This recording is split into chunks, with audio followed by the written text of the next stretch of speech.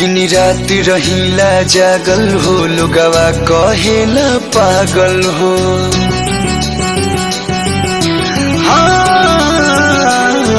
दिन रात रहिला जागल हो लोगवा कहेला पागल हो।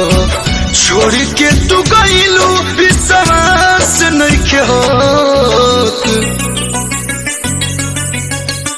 प्यार में इतना दर्द दिहलू बर्दाश्त नइखे होत। प्यार में इतना दर्द दिहलू बर्दाश्त नइखे होत।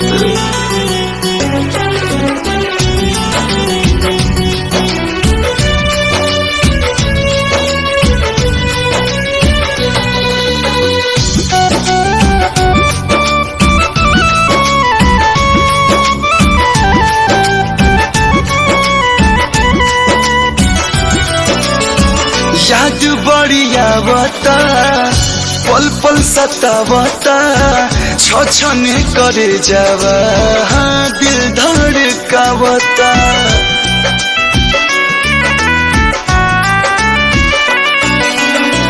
याद बढ़िया बता पल पल सतावता छछने करे जावा दिल धड़कावता। तोहरा बात केहू हमर खास नइखे हो।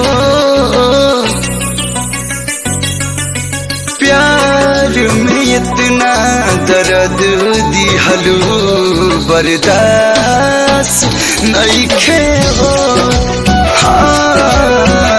प्यार में इतना दर्द दिहलू बर्दाश्त नइखे होत।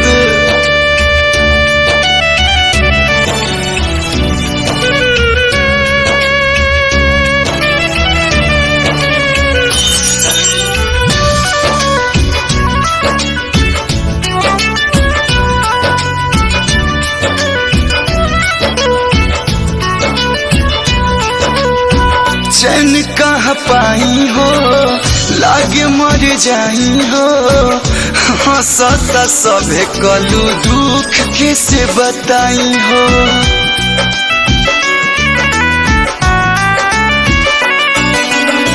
चैन कहाँ पाई हो लागे मर जाई हो। हंसता सभे कलू दुख कैसे बताई हो। प्रकाश बारूद के हुआस नइखे होत। प्यार में इतना दर्द दिहलू बर्दाश्त नइखे होत।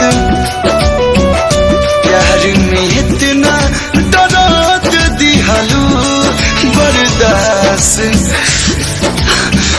नइखे होत।